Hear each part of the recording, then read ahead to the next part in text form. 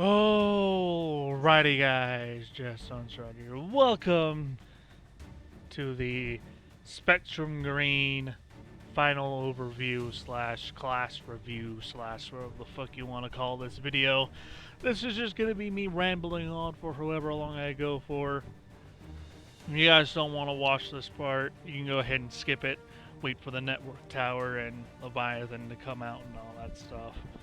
Because this is probably going to be uploaded before the final two missions. But without further ado, these are the two surviving members of Operation Gatecrasher: John Bradford, the legend himself, as well as Alexandria. I don't know how the fuck to pronounce your last name, but yeah. She was also on Operation Gatecrasher. I checked the first mission to make sure. Sola and the other person sadly did not make it. They were slain over the course of the playthrough. But yeah, Spectrum Green. You know, this was a playthrough that I really wanted to do. However, I didn't get around to doing it because World of Chosen came out, and that kind of took the Steam Workshop and modding scene and YouTube and Twitch stuff by storm, right? And I mean, I was pretty excited for War of the Chosen, of course. Like all XCOM players, I was excited and I jumped right into it. Right, but I have watched Nereva's Spectrum Green campaign a good few times prior to me playing Spectrum Green, so it's like, I really want to play this. So after Mod Jam decided to crash and burn, it's a perfect opportunity to, you know, take a break from Long War and War of the Chosen as a whole, and go back and do some campaigns I never got to do, Spectrum being one of them. I started with Spectrum because it's the most, like, the one I was most looking forward to, so it's like, yeah, I just wanted to get in there and play Spectrum Green. And for the most part, like I've said before, like many times during this run, especially the last like 5-10 episodes or so, overall Spectrum Green was really enjoyable from the early to mid game. The enemy composition was nice. The classes, they all feel unique. Like they have a bit of like a classless feel to them, but you kind of have a pretty solid idea on where you want to go with each class. Spartans are obviously drawn towards melee. Your soldiers are going to be your shooty-based classes, everything, and so on and so forth. And the weapons, I really like what Spectrum Green did with the weapons. Each weapon tier is not an upgrade from a previous tier. It's just each tier has their own quirks to them. You know, ballistics are obviously the bog standard. They don't have a whole lot going for them. But once you start researching new weapons, of course, the beam tier is still the best tier because the crit and aim bonus you get from them, as well as the unlimited ammo, is kind of nice. But they don't shred a whole lot. So if you want some shredding on your team, you might want to take a plasma or disruptor rifle. Kind of like if you want to have some raw damage output, like some raw flanking damage output where you can put on like a high mobility soldier to get those kills and get those crits, you want a mag or an alloy rifle, and everything else kind of fills in a niche in between. You know, the laser weapons are kind of like the proto beam weapons and so on and so forth. So I really like what they did with the weapons in Spectrum Green. That's probably my favorite part, the weapons and the classes. And as I've said before in previous XCOM 2 runs, I'm a big sucker when it comes to Advent. Like, I really like Advent as a faction. Like, if it wasn't for the Elders pretty much having full control over Advent, I think they'd be like a cool, like just a cool faction and a cool government on their own, with like the Speaker making most of the big decisions, and then all the little advent troopers and the robotics, like the mechs and the sectopods, and just having their own form of government as their own faction. I think they'd work really well like that if it wasn't for the Elders and the aliens pretty much using Advent as a puppet government and a cover-up for their shit. So having all these different Advent factions and have a real focus on Advent itself is really cool, which is one of the reasons why I really wanted to play Spectrum Green. Except, of course, when you start fighting Lazarus in the late game. Oh my god, as much as I want to say that I enjoyed Spectrum Green as a whole, like throughout the whole playthrough, it's like, that late game, man, is so frustrating. And a few weeks ago, I was talking about it with Desperado on one of his Project Zomboid streams. And he made a very good point where the late game for Spectrum gets really tedious.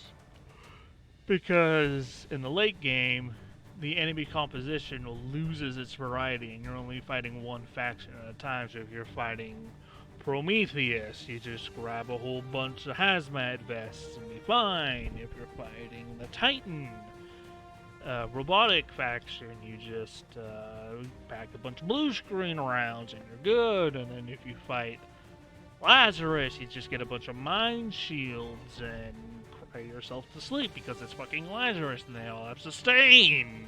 And yeah, it's just, it got old really quickly, let's just say, and that led to a lot of frustrating missions. It really started with the facility assault from hell, when I lost like almost half the squad, or over half the squad, or at least half the squad to fucking Lazarus.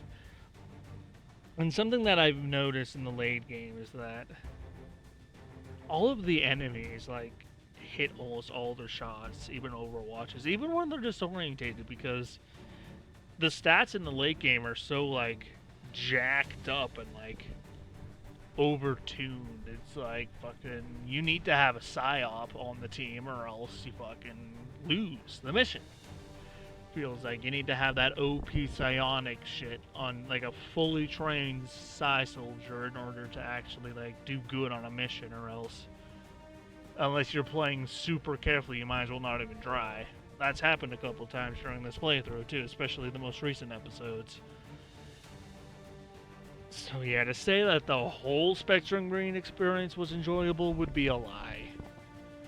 I'm sorry. Like, I was really excited to jump into Spectrum Green. I was having a hell of a lot of fun for the first, couple streams, and then things just got old really quickly, and I just, like, I'm glad I took the time to play Spectrum Green, because like I said, regardless of what happened, I was really looking forward to it. So being able to, or finally getting around, it's not like it's a matter of being able to. It's just a matter of going back to non-War of the Chosen Xcom.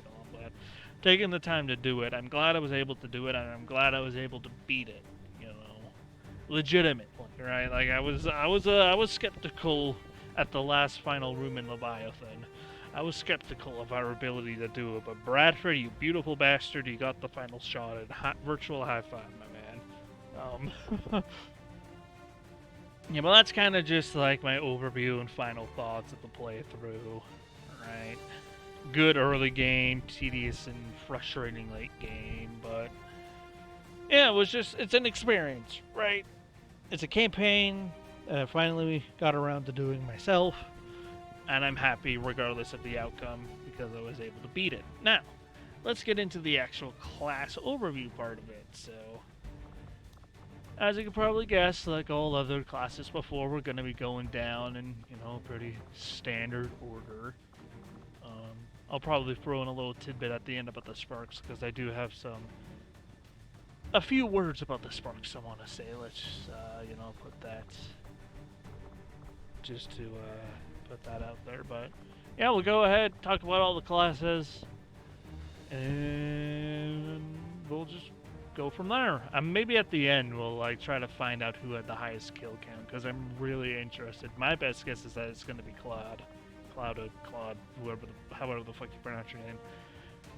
I really think the way she performed on the black side on the Forge was just amazing. She carried those two missions easily. And you can almost say she carried the final mission as well to an extent. But yeah, let's jump right into it. Going through all the colors of the rainbow here.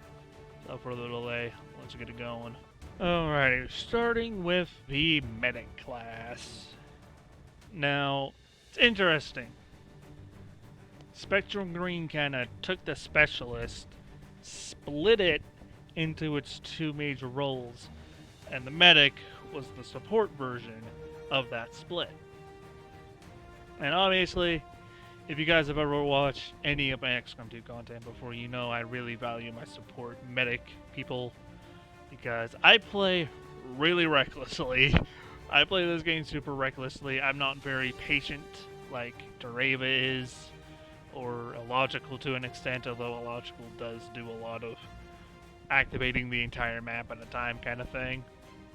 But Desperado is like super calculated. He tries not to rush everything unless he knows he can like get away with it. But I'm super reckless. I get into a lot of trouble, and admittedly, soldiers die when I play this game, which is why anything that has to do with medics or supporting roles, they're like my go-to class.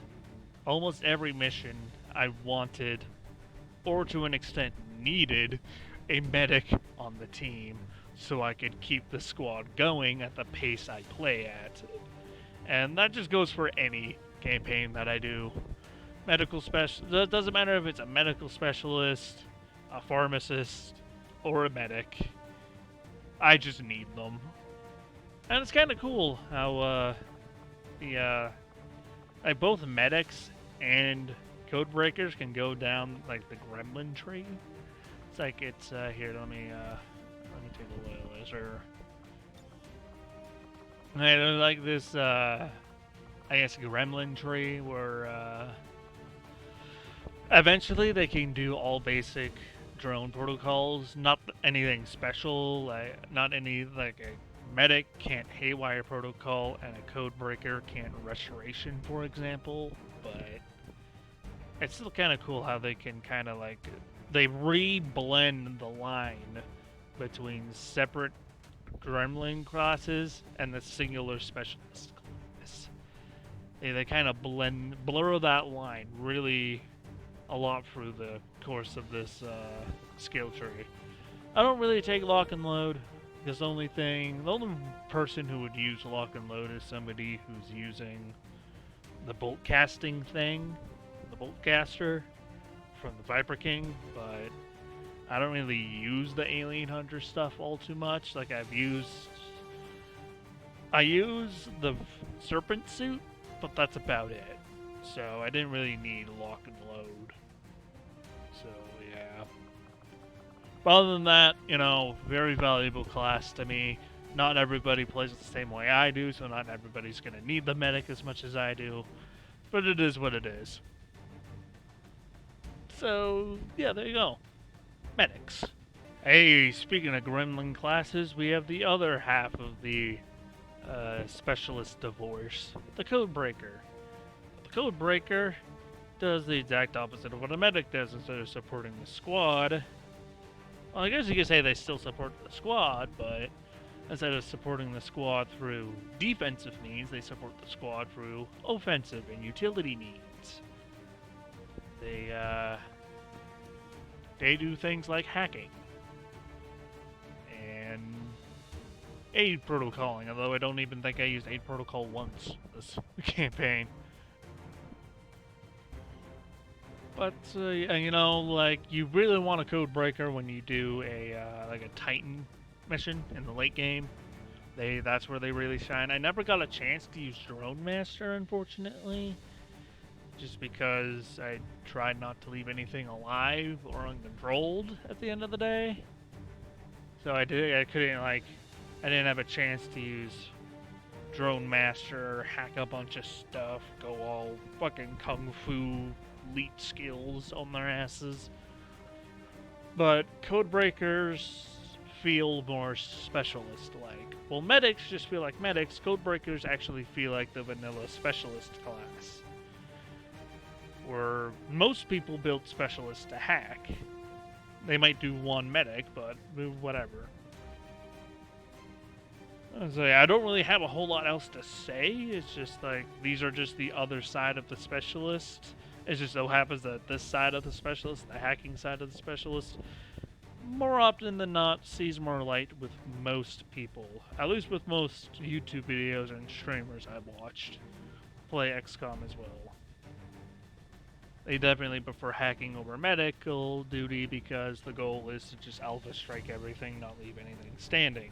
So hopefully you don't need a medic. But as I said during the medic breakdown, that's not me. I'm reckless as fuck. And it's kind of nice that they're able to get medical protocol, even though if it's just like 1 or 2 charges, it's still nice to have that little extra dabble of medical spray at the end of the day. So yeah, you know, just code breakers are pretty much specialists with a different name. That's just my take on it, at least. Alrighty, next up is the Spartan, or as I like to call them, the Blue Ranger, because they prioritize melee. I pretty much built every Spartan the same way. I've only gotten one Spartan to max rank, that being Bradford, of course. Only 36 skills. I need to have more, but I mean, yeah, it's pretty much built the exact same way. Every single one of them, right? They definitely like mobility.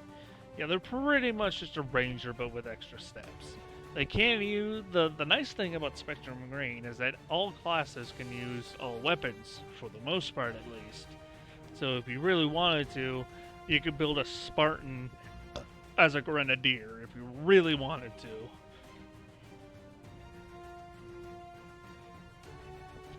But it's kind of fitting for Bradford to be called a Spartan as an ex-convict of Advent, considering that during the Tactical Legacy pack, he's the one that brought XCOM back on its feet.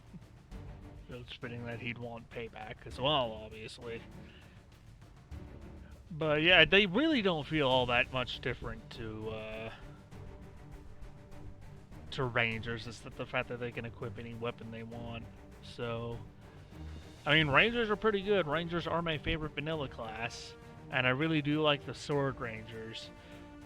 Not a lot of people like the Sword Rangers in vanilla XCOM 2 because they get you in a lot of trouble, but hey, getting into trouble is my middle name when I'm playing XCOM, so never really got too many opportunities or any opportunities to use a Reaper, to be honest.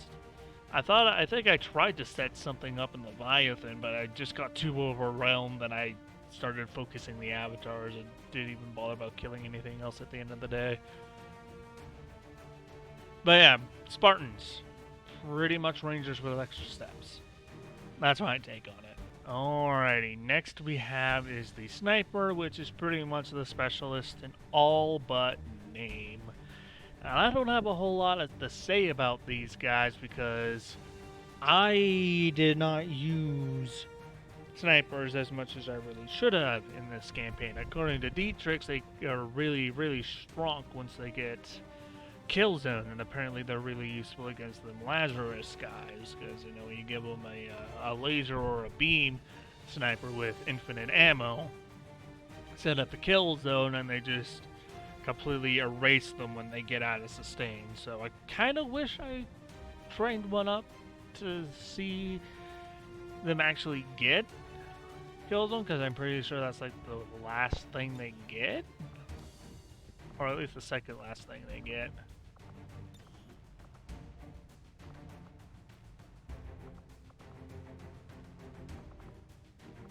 Okay, it's the second last thing they get, but I didn't actually pick it up with you. If I probably would have picked it up with you, I probably would have used a sniper a lot more often than I did. So yeah, I kind of wish I used snipers a lot more. I would say maybe next time, but after that infuriating late game, I don't think there's going to be a next time with Spectrum Green. I'm sorry. I'm going to play this campaign, going to play a better Advent 2, and then we're going to go back to Long War, or not Long War, but War of the Chosen. So I don't think there's going to be a next time with Spectrum Green unless somebody ports it to War of the Chosen. And then I may think about making it again, but with what happened in this one, I'd be pretty hesitant to play a War of the Chosen version of Spectrum. So there's not really much else I can say about these guys, so let's keep it going. Oh boy, the Soldier. The Soldier was definitely the big carry during this campaign, especially during the Golden Path. Claude, you were just absolutely amazing. You only got 38 kills as well. Isn't that like the exact same that Bradford had? I could have sworn you'd have at least like 50. Like, I know this isn't Long War of the Chosen with Lost in here. Like, obviously Lost really inflates the kill count a whole lot, so... But damn, I thought you'd have a lot more kills than that, girl. But still, you were an absolute beast this campaign, and I really like the Soldiers, alright? They're kind of like a cross between a Ranger and a Gunner from Long War. And yeah, I really like this. This class is probably my favorite Spectrum Green class. Like, these guys are just awesome in this campaign, and I really enjoyed using them. Kind of wish I had more of them now, to be honest, now that we're at the end of the campaign. But, yeah, they were definitely a big carry in the late game. They really helped me out there. Like, when I gave Claude the beam cannon with the blue screen around, and I took her on the Forge and Blacksite facility, she kicked ass, especially against that fucking Sentinel Sectopod thing that didn't really do much during the Forge. Although I don't think she had blue screen draws. I think she just had AP ammo, but still, it doesn't matter what ammo I gave her, she fucking kicked ass with that beam cannon. And I'm glad I brought her on the Leviathan, so definitely my favorite class in the entire arsenal here, so big double thumbs up for you guys. Hell yeah. just amazing class. Really useful, really nice to use. The Paladin. Now, the Paladin is a real weird case for me, I gotta say, because it's like, I didn't know what to build these Paladins into, I'll be honest. Like, yeah, they have the smoke and mirrors thing, but which makes me want to go like, okay, they're trying to be a grenadier, they're trying to be like an engineer from the Shadow Ops class pack or whichever one it was, but it's like, I didn't know what to build these guys into. It's like, alright, when you say Paladin, it kind of makes me think of a melee character, not a grenade character, but you have like a somewhat grenade skill, even though I don't really use flashbangs and smoke grenades probably as much as I should given my playstyle, but it's like, yeah, so I built them as a grenadiers, but it's still just, I'm very confused with these guys. It feels like they wanted to be grenadiers, but they could also be built maybe as swordsmen because they don't suffer mobility penalties from heavy armor, so you can maybe give them like a bastion or a war suit with a sword, and then just be like a super tanky version of the Spartan. I don't know, man. I didn't know what to do with these guys. And the fact that we never got the advanced grenade launcher and I didn't get plasma grenades until like the very last, like the last couple streams, like the last 6 hours of the campaign, I didn't get, I only got plasma grenades then. It's like, I don't really know, man. It's kind of, they're in a weird limbo right now with me. I don't fucking know, man.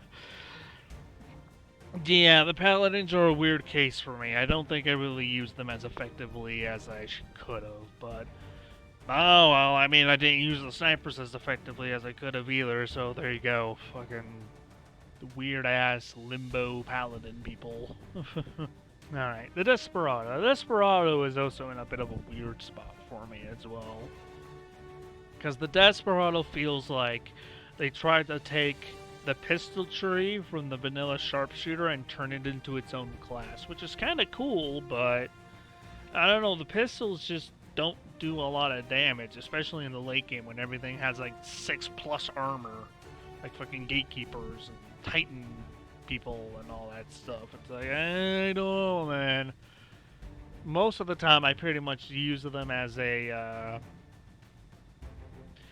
I pretty much used them as the soldier's younger cousin, where it's like I gave them a massive cannon. Like I remember during a couple missions where I'd have Claude as the main soldier wielding the big mean cannon, and then I'd give a Desperado another cannon, probably the plasma cannon with charge shot, just in case I ran into something with armor, I could use the charge shot on it. And since you need to have 2 action points to use it, whenever you're not using the cannon, you'll just use your pistol skills. So it's like, I'm pretty much just the soldier's younger cousin in my eyes. Kind of like the Paladins, I probably didn't use them as effectively as I could, and especially since we only had one during this campaign, because the other one died, I think. I think one of the Gatecrasher people became a Desperado, but he died, so this was the only Desperado we had, therefore she didn't see a whole lot of missions anyway. Especially since we got her in like the mid-game, where I kind of already had my A-team, and she kind of came in as like a halfway trained reward soldier, which kind of don't really want to use those soldiers because they start at a high rank. They didn't like rank up from rookie, and it's, you know, weird roleplay shit that you don't really have to pay attention to, but I kind of pay attention to. So yeah, I don't know, man. The Desperados are also in kind of limbo as well with how I should have used them, but oh well, is what it is. Psyops. I mean, they're bare bones vanilla Psyops. What is there to say? It's kind of boring to use them because you just throw them in the Psylab for 2-3 in-game months. Then you have a super soldier, but then when you actually use the super soldier, you realize all their abilities have like 4 turn plus cooldowns, and every single one of them, except stasis, ends the turn, so it's kind of really tedious to use them a little bit at the end of the day. Yeah, vanilla War of the Chosen and vanilla XCOM 2 Psyops are really boring and kind of tedious to use effectively. Meanwhile, the Long War Psyops are probably my favorite iteration of the Psyop. And then the Mojam Psyop is the most interesting with its enemy within style of Psyop. But instead of using the Psylab to figure out if soldiers have the gift or not, you build the Psylab, you already know if people are psionically sensitive as soon as you build it, and then you use the Psyop to train the skills, kind of like you would in Long War, where they need experience in order to rank up and stuff, so. Yeah, I mean, like I said earlier, regardless of their tediousness and frustrating use during vanilla XCOM 2, it kind of really needed one in a lot of the late game missions, or else you'd just be screwed, especially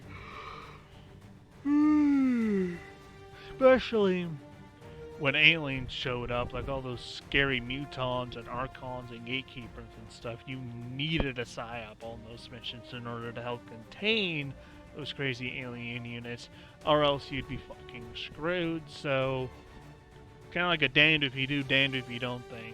Damned if you do, because vanilla psyops are really annoying to use, but damned if you don't, because if you don't have a high-ranking psyop on the mission, then you're at an extreme disadvantage. So yeah, vanilla psyops are vanilla psyops. I don't really have anything else to say about them other than that. Alright, now before we wrap it up for today, I do want to talk a little bit about the sparks. I did build a spark, because at least in War of the Chosen, I don't mind sparks. I think they're okay. I don't mind using them, right? You gotta hold their hand a little bit, but once they get about halfway through their skill tree, they start actually, you know, picking up the pace, and they start, you know, paying themselves off and pulling their weight. But in Spectrum, it's like, I don't know what the hell was going on with the sparks in Spectrum, but they were really, really weak. They were permanently stuck at 9 mobility. Their aim was permanently stuck at like sub 70, like sub 60 even. And they were so easy to hit that even a bunch of disorientated Lazarus guys were able to just gun them down without batting an eye. So it's like, I really like to help make them eat better. You like just don't make them suffer mobility penalty from their cannon, because obviously human soldiers, you know, they're not perfect. They suffer from fatigue and stuff, but robotic soldiers, especially our robotic soldier designed to carry a massive ass, like, you know, helix rail cannon or whatever, shouldn't be affected by the mobility that much. But like I said at the end of Lazarus, at the end of the campaign, which you guys will see in a couple videos, or in a couple days from seeing this one, is that Spectrum Green isn't in development anymore. Right, it's a multi-year-old mod that isn't being worked on anymore, so I'm kind of just bitching to the void here, but at the same time, it was really, really frustrating. But regardless of that, that is the end of my rambling here. That was a nice 30 minutes of rambling. Well, 30 minutes pre-editing, at least. It'll probably be a little bit under 30, I imagine, post-editing, but I was Spectrum Green, ladies and gentlemen. At least my overview of the Spectrum Green classes. This is post-Leviathan Jet talking, by the way. If you guys are seeing this video, I've already completed the campaign, and I'm just getting this video out there because I like to do a class overview at the end of every campaign. But after the Network Tower and Leviathan are uploaded, I already have an idea on what we're doing. Probably by the time you guys are reading this, I already have the next campaign set up. It's going to be Vanilla Xcom 2 again, a Better Advent 2, the full Better Advent package before War of the Chosen came out. I played the original Better Advent mod, but it was kind of a little touchy-go, and I felt like there were a lot of gaps in it, obviously, because it was the original Better Advent. Better Advent 2 is going to be the more complete package. And I'm only playing that one because I just want a break from the Chosen. You know? Like, if I can spend time away from the Assassin and the Warlock, I'll do it. And since I already have Vanilla XCOM 2 set up, I might as well take advantage of it. So, thank you all for watching the playthrough and putting up with all my complaining in the Spectrum late game. Hopefully, a Better Advent 2 goes a little bit easier, because it doesn't have Lazarus in it, so hopefully things are a lot better in the next playthrough. But till then, thank you all for watching. Bye bye.